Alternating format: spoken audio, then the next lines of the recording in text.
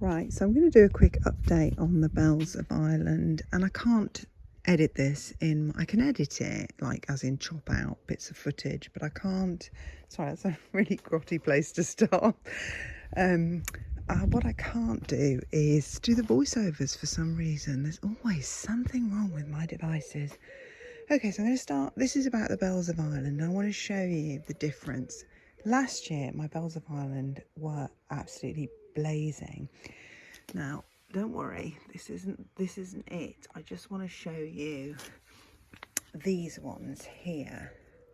Okay, because look at them. I mean, you can see they're only, I mean, they're not even, they're a finger tall. That's it. By the way, look at my lovely basil. I'm going to be making lots of pesto with that. So yeah, so they're pretty rubbish. And then compared, same spot, I grew them in this pot here last year, and they were up here and they were absolutely marvellous. But as you can see, a little bit too short, too stumpy, not what I wanted at all. But this one here is brilliant. I mean, it's not as lush, but you can see these two have grown tall. Nowhere near as tall as my ones last year, though. Here's another one, in fact. But actually, it's just fallen over. It actually is quite tall. Okay, but just really not as good as last year, but not too bad. Excuse the crows. I've got another one here because I tried to have them planted around the garden and they actually just got lost in the greenery. So I'm sticking to planting them in pots, in big statement clumps. Excuse my, all my ranunculus are coming out, as you can see there. I've actually deadheaded a lot of my roses now. I'm letting my sweet peas go to seed because I do want lots of seeds for next year. Look at this lovely Amy here. All right, let's get back to the bells of Ireland. I just wanted to show you, as my Shasta daisies are out now everywhere. You can see my yarrow, which I did in a short. Check that out, how tall it is. And I trimmed it and I put it in a vase. But look at these here. So this is more like it here. So nice and tall. And this little clump, oh, there's a weed there. I'm not going to pull that up with my hands because I've noticed I'm allergic to some weeds, and I think it's the ones with the milky sap. Anyhow, these ones are exactly how they should be. Nice and tall, about a foot, maybe more. Big clump of them here. This one here has got lots of branches. Just looks really good. And I've got another one over here.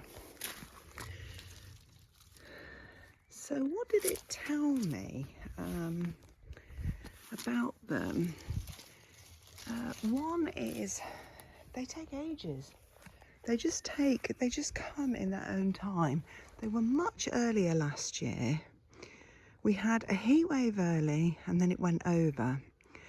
And I think when it went over, the bells of Ireland must have grown. This year, we didn't have a heat wave. We had a very soggy, cold spring, and then we had a heat wave. And it's only the last few days that the heat wave has just gone over, and it's just nice and warm and sort of moist and tropically. These have really taken off. So, now the other thing, so they obviously don't like the really dry heat, but they also didn't really particularly like the cold spring weather. Although they did hang on in there. But the difference here is the aspect. So the sun mostly comes round here. So they're completely shaded and sheltered from strong winds and strong sun here. Now, interestingly, I grew a big pot of them here, just over here last year. And they did brilliantly in this sheltered shady spot here. So that's sort of very contrary to some of the info that we're given. So shady or sheltered. I'm doing some repotting. And then sheltered because it's sheltered by this other foliage here, and these are more exposed. Now, I did have some here last year that did well, so I'm not quite sure what maybe it's just that it was in the same pot, that the soil is exhausted, because it is actually sheltered by this hedge. So not sure what went on there, but this pot here is more or less in full sun, because it gets it in the morning up here and it comes all the way around, and it really hits this pot for quite a large portion of the day, which is why I put the basil here. So not only that, but it's also exposed. It's got no foliage around it, nothing to shield it really from the harsher conditions. So I'm guessing in conclusion that the bells of Ireland like it.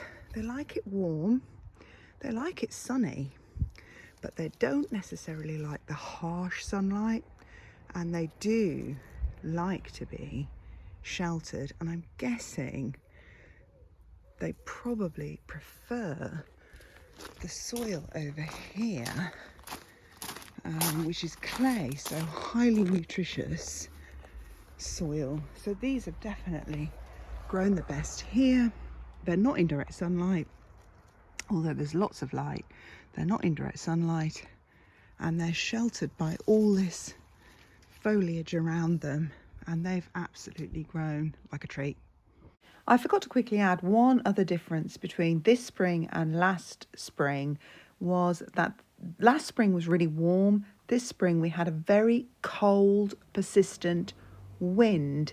And so I think the fact that they were sheltered from that has made a big impact, and that the ones that weren't sheltered from this persistent cold wind have stayed small. I also forgot a last detail about the bells of Ireland was that I did a cold stratify, non-cold stratify experiment, and then I sort of neglected them. But in actual fact, oh, that was a cold stratify.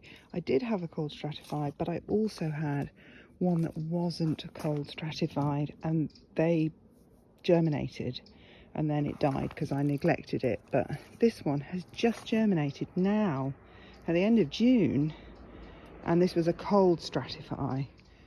So on that note, it would seem that it doesn't really matter. Cold stratify, don't cold stratify. That really had no bearing. I had one each from each pot. Look, here's another one. There's one. That's the bells of Ireland there. No cold stratify.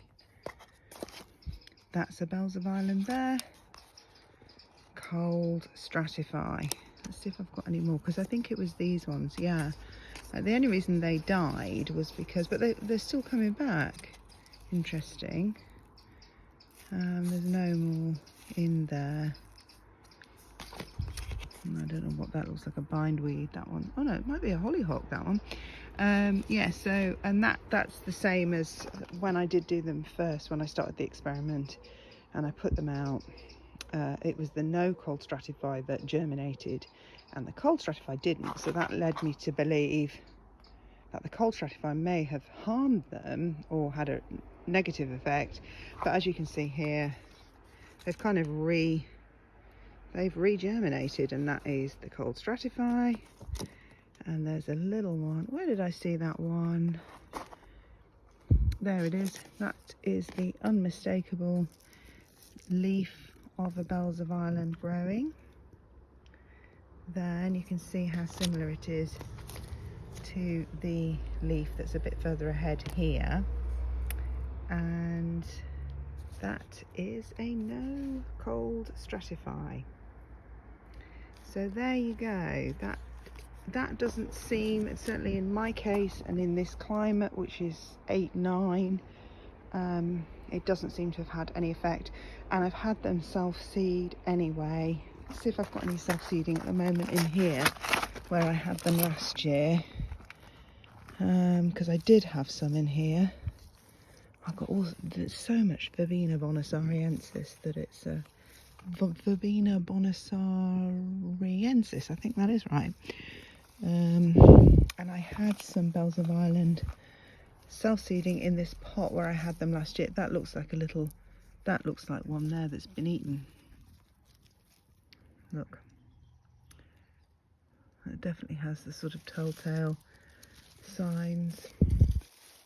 Oh, it smells so sweet here. Oh, it's the lavender. Look at the lavender. Isn't that a beauty? Beautiful, look at that. Yeah, so yeah, I can't find any more in there, but you know, I think there's a lot of talk about these bells of Ireland being more complicated, but they obviously seem to have quite specific requirements regarding temperature and conditions and possibly the soil. Maybe this soil was too lacking in nutrients, especially after them growing in here last year.